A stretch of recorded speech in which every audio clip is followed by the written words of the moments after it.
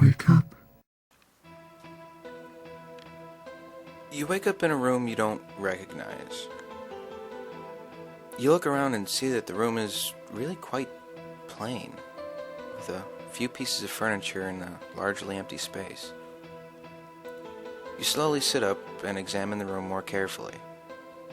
There's a small armchair in the corner of the room, opposite where the bed is. A desk with 2 drawers and a shelf just to the right of the bed you are sitting on, with several books on them. The door looks fairly sturdy and is made of a dark wood. You try to get up and find it difficult, as if your bones were brittle and your muscles weak. You feel like you're ancient. Then suddenly you hear voices outside the door. You turn towards it as quickly as your protesting joints will let you, and you listen very closely. It's hard to hear very well. It seems as though your hearing has gotten much worse, and you can't figure out why. From the very small flashes of conversation you're able to make out, you can tell that these people are planning on sending you away somewhere. You look around to see if there's any way that you might be able to escape from these people before they send you away to whatever horrible place they're thinking of. You walk over to the desk and open the first drawer and find nothing but a piece of paper. You try to read it, but you realize that your eyes are also not working quite the way they should be. The letters are fuzzy and incomprehensible. You curse in frustration to find that your voice comes out in a quiet croak. You seem to be incredibly weak, and your senses are weakened. The people who took the people who are outside the door right now must have drugged you to make sure you couldn't escape. You curse again as you realize this and then open the other drawer. It's much bigger than the first one, and your shadow above it makes it nearly impossible to see what's inside. So you reach in and grab the first thing your hand touches.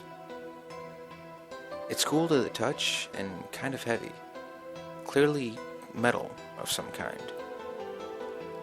You seem to have grabbed some kind of cylinder.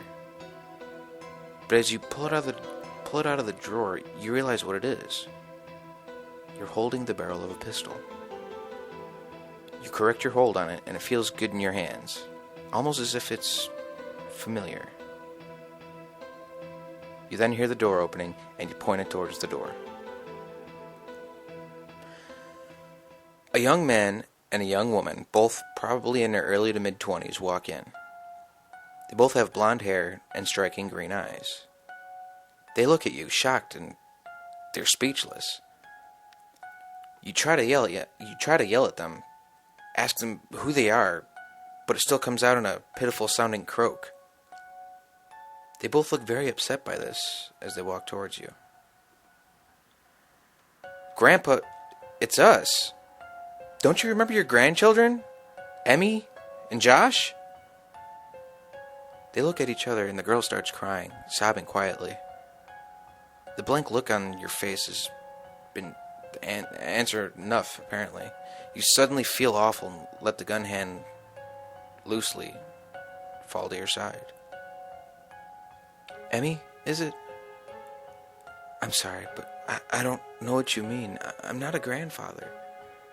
I don't even have my own children yet, let alone grandchildren. I'm only 20 years old." They look at you, and Emmy cries even harder, holding on to her brother for support. "Grandpa, you have Alzheimer's. You're not 20 anymore. You just turned 76 last month." You realize that it must be true. All of the problems you had were signs of old age. You still don't remember who these young people are, but all the evidence seems to back up what the boy, Josh, said.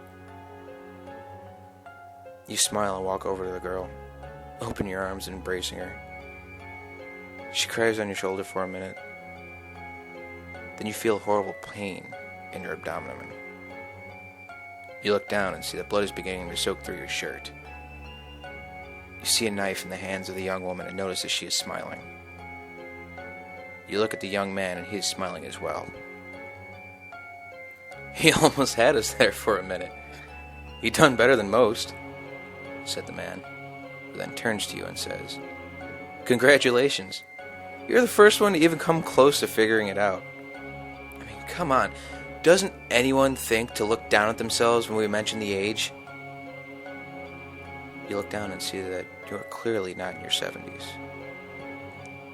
The last thing you think before everything goes black is that you should have shot them when you had the chance.